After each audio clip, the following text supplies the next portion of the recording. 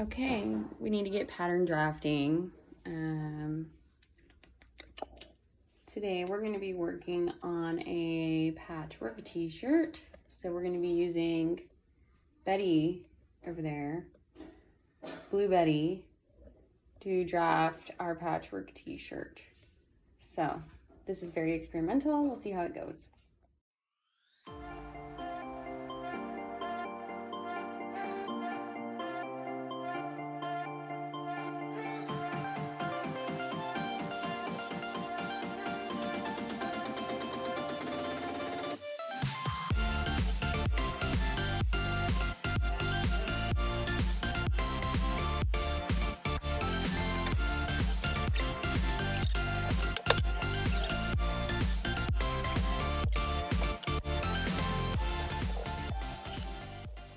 I think that the back of this needs to have any kind of change to the curve. I kind of like this almost crop.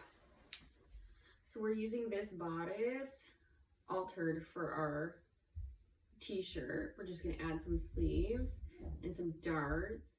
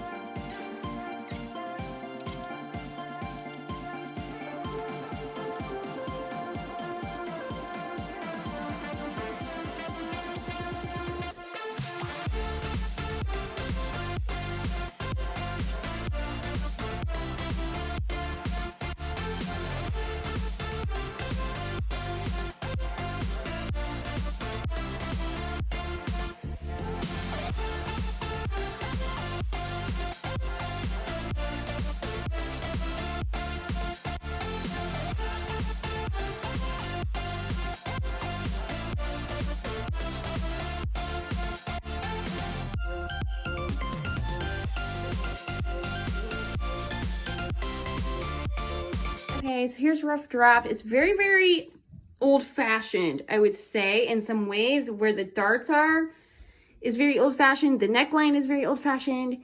The sleeves are a bit baggy for my taste, and they're baggy in the back. So, whoops, scooch on over here, and I'll show you. I already marked it because I know what I need to do. So when you see that side seam right here, sits further back on the hip than true side, which is why we have to have that dart. So I may end up taking that dart out because I may end up rotating the side seam. But in order to rotate that side seam, I have to rotate this sleeve underarm seam also, which means I will need to redraft the front here probably about an inch or a half inch forward. And then also I will need to rotate the whole sleeve cap around, like towards the back. So, baby Henry, I know, it's frustrating. I know.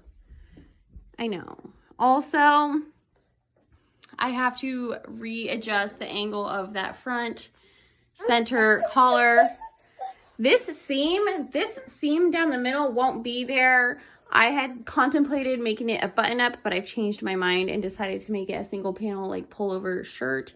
I may be using stretch material, or I may keep it super loosely tailored so that you can pull it on without needing buttons or a zipper or stretch.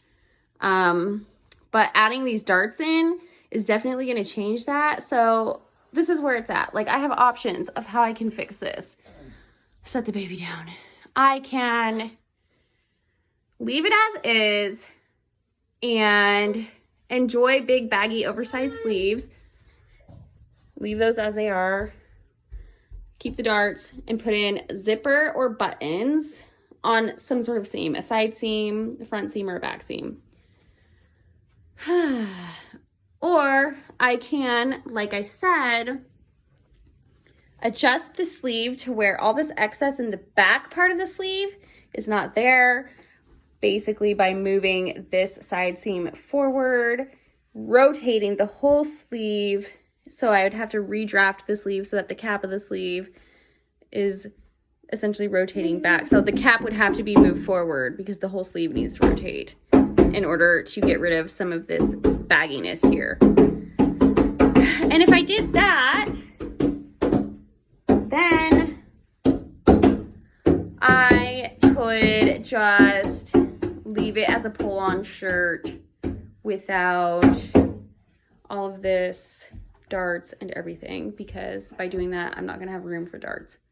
So I'm still thinking of what I'm going to do. Also, I wanted to make it patchwork in some sort of way, but I don't think I'm going to make the entire thing patchwork, because if I am going to put darts, that's not going to be compatible with patchwork, because patchwork creates a bunch of seams. Like, I can show you how this skirt over here is patchwork skirt, and it puts seams in different places. And I like to do a lot of improv patchwork. So could you imagine if you had patchwork seams like this, but also darts running through them? It just would be really messy to the eye. Like, it would just look really, really messy. So if I have darts on this shirt, then I'm not going to be doing patchwork all over the place. I'm just going to choose a few select areas to do patchwork. Like, I might do patchwork cuffs, sleeve cuffs, and binding, and maybe something funky for the collar. So all in all, basically what I know I'm going to end up with is 2 separate patterns for 2 separate shirts. One with darts, one without darts, one with baggy sleeves, one with tailored sleeves, one with patchwork, one with zippers and buttons. So anyway, yay for pattern drafting.